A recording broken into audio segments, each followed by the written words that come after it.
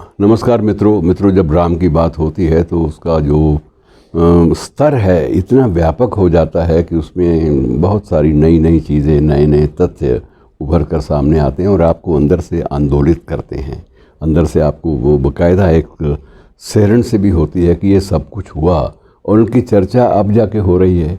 मसलन सिख पंथ के प्रथम गुरु श्री गुरु नानक देव जी, वो भी 1501 में अयोध्या आए थे। अब इसका उल्लेख पहले नहीं हुआ, लेकिन अब इसका उल्लेख खुले में होने लगा है।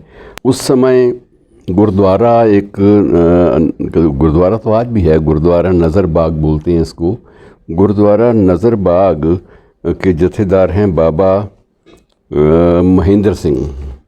तो बाबा महेंद्र सिंह ने उन्होंने बताया है कि उनके पास इस बात के प्रमाण हैं लिखित रूप में भी, और प्रकाशित हो चुके हैं सारे के सारे, और ये दस्तावेजी प्रमाण है कि 1501 में श्री गुरु नानक देव जी स्वयं अयोध्या आए थे।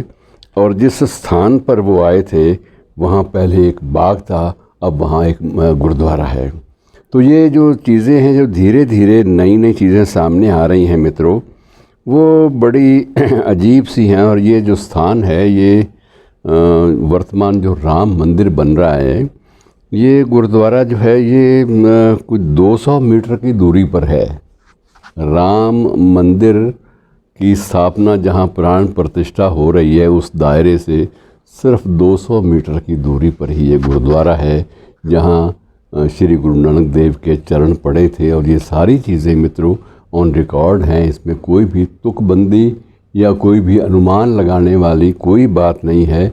शिलालेख तब के बाकायदा लगे हुए हैं और इस बात की गवाही देते हैं कि श्री गुरु नानक देव के चरण भी यहाँ पड़े थे।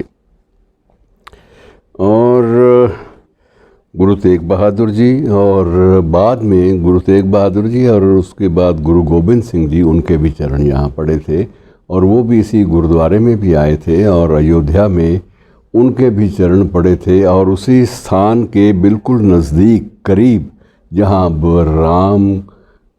श्री राम की प्राण प्रतिष्ठा हो रही है, उसकी तैयारी चल रही है इन दिनों में। तो मित्रों, ये बहुत सारे ऐतिहासिक परिप्रेक्ष्य हैं जिनका उल्लेख पहले नहीं हुआ, लेकिन अब बदलती हुई परिस्थितियों में इन सब का उल्लेख बाकायदा हो रहा है। और गुरुद्वारे के साथ ही एक वहाँ सेवादार हैं, तो सेवादार नवनीत सिंह इस बात की भी गवाही देते हैं कि गुरु गोबिंद सिंह जी जब आए थे तब उनकी उम्र 6.5 साल की थी, और अपने पिताश्री के साथ ही वो वहाँ पर तशरीफ़ लाए थे। और गुरु पुत्र के वहाँ आने पर अयोध्या में उनका स्वागत भी बड़े ही अच्छे ढंग से किया गया था, और संगतों ने बाकायदा, सिख संगतों ने बाकायदा उनके आने पर एक बाकायदा एक समारोह का आयोजन किया, एक समागम का आयोजन किया था। और ये सारी चीज़ें जो हैं ये धीरे धीरे अब सामने आने लगी हैं।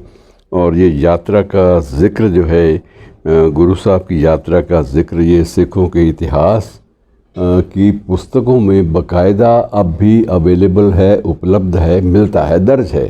तो मित्रों, ये बहुत सारी चीज़ें हैं जिनका उल्लेख अब धीरे धीरे हो रहा है।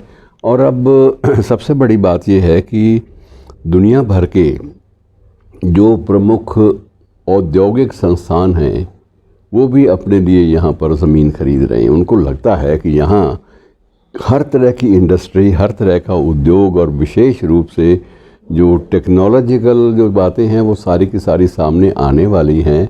और ये एक विलक्षण प्रयोग होगा हमारे सामने। और अब वहाँ कहा यह जाता है कि अयोध्या के राम मंदिर के दायरे में या उसके आसपास की ज़मीनें जो हैं वो भी करोड़ों रुपए की प्रति एकड़ के हिसाब से बिक रही हैं।